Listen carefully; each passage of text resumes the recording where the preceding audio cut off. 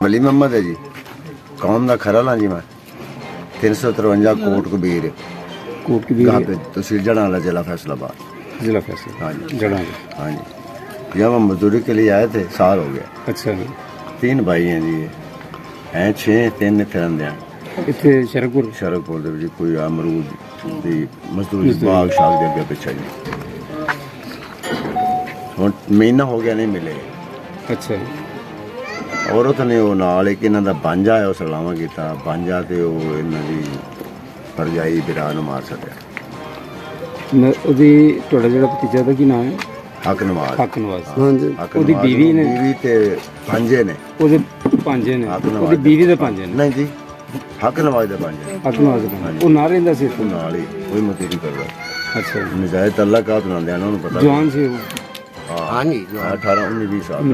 फिर इतने महीना जिसे कर लिया बकूआ, उसे मालक मकान में आख्या भी मेरे साईं की तरीक सी जड़ा लगे तरीक ते तो सजा हो गया।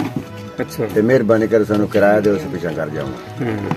फिर वो किराया उन्हें दिता, इन्हें फिर शिफ्ट मकान करके कि इतने फिर रिहायश रख ली मने। शरकपुर जी। हाँ, उस तक मजदूरी कर रहे हैं। हुण हफ्ते दा गल है कि पिछा घर वग गई। अच्छा। साडे कोल साडी फौजी मेरा भांजा फौज होया, उत्थे साझा करने को बैठी। मैं पूछा भी आखिर आवाज नहीं आया, माल भी लै गए तो तू आ गया। उन्हें आखो मेरा लड़ के वग गया, वो तो 5वें महीने की पहली तरीक तो वग गया, घट के आई नहीं। अच्छा।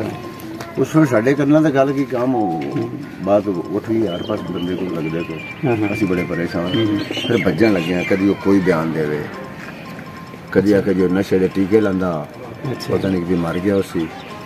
हाँ जी।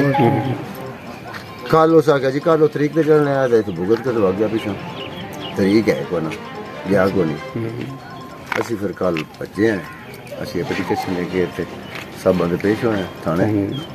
अगू कोई ना पता।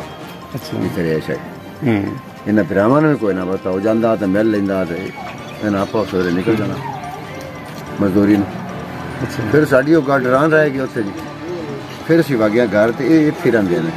मैं क्या पता करो भी केड़ा मकान है। इन्हें फिर पता किया जी। अच्छा जी। मकान ये सवेरे इत्थे ऐ सत्त घर दे विचों नाल दे विचों टप के ते घर फलांग करके अंदर गया।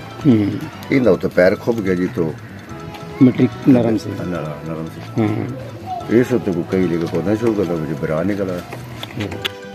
इस पीछे फोन किया, असी उत्ते फिर उन्होंने दोनों मगरले जेडे मुंडे उन्होंने पकड़ के अंदर तार दिता। मुंडे किहड़े? भनेवा जड़ा भनेवा भी ते ओ जिहड़ी है अपना मारन वाली भरजाई, दोवां नूं पकड़ लिया उत्ते। ठीक है। अंदर बंद, ओ कुड़ी आवा तो बूहा पट के भज गया। अच्छा। ते दूई जिहड़ी ओ पकड़ी जी, वो फिर उनकी मां ते प्यो साडी नूं मार गए, ये है वो है, हाल पा दी। उन्हें फिर मुंडे 15 ते कॉल करके थाने की पुलिस बुला के तो उन्होंने दे छड्डी थाने। हाँ, ये हुण पुलिस गई सड़क पुलिस की SHO साहब लैन जी। हाँ, लैन वास्ते हकीकत है जी सारी जुल्म है। बहुत 6 बच्चे